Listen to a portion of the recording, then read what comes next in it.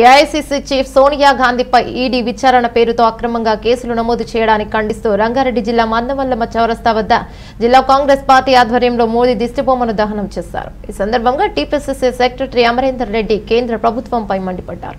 ప్రజలకు సంక్షేమ పథకాలు అందాలనే కృషితో సోనియా గాంధీ హయాంలో ఎలాంటి అవినీతిని పాల్పడకుండా మచ్చలేని రాజకీయం చేసిన గొప్ప నాయకురాలు సోనియా గాంధీ అని కొనియాడారు.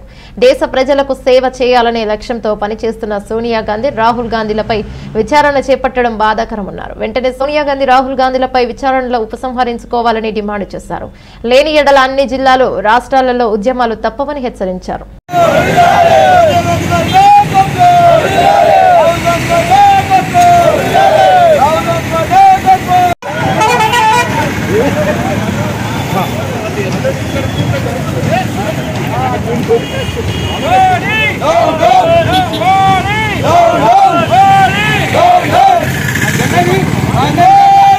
ఈరోజు ఏఐసీసీ అధ్యక్షురాలు సోనియా గాంధీ గారిని ఈడీ అక్రమంగా ఈడీఎఫ్ పిలిచి ప్రశ్నించడంతో దానికి నిరసనగా కాంగ్రెస్ పార్టీ అధ్యక్షులు పిసిసి అధ్యక్షులు రేవంత్ రెడ్డి గారి పిలుపు మేరకు ఈరోజు నరేంద్ర మోడీ గారి దిష్టిబొమ్మ తగలబెట్టడం జరిగింది.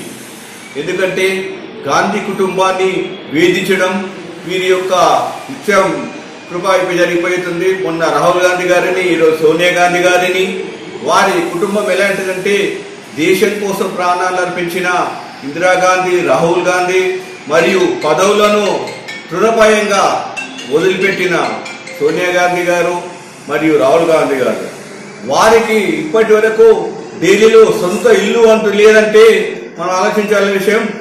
వాళ్ళు అవినీతి చేయాలంటే గత 70 ఏళ్ళు కాంగ్రెస్ ప్రభుత్వం, 10 ఏళ్ళు మన్మోహన్ సింగ్ ప్రభుత్వంలో కూడా వీళ్ళు ఏ పదవులు తీసుకోకుండా ఎలాంటి అవినీతి కరెక్ట్ చేయకుండా వారు నిస్వార్థంగా దేశ ప్రజల కోసం పనిచేస్తున్న వారిని ఈడీ పేరుతో బీజేపీ ప్రభుత్వం, నరేంద్ర మోడీ ప్రభుత్వం వేధించడం చాలా దుర్మార్గం. దానికి నిరసనగా కాంగ్రెస్ పార్టీ ఈ రోజు ఈ యొక్క కార్యం చేయడం జరిగింది. సోనియా గాంధీ మరియు రాహుల్ గాంధీ వెంట కాంగ్రెస్ మొత్తం కార్యకర్తలు, నాయకులు అందరూ ఎల్లప్పుడూ వారికి అండగా ఉంటామని చెప్పుకుంటూ ముగిస్తున్నాం.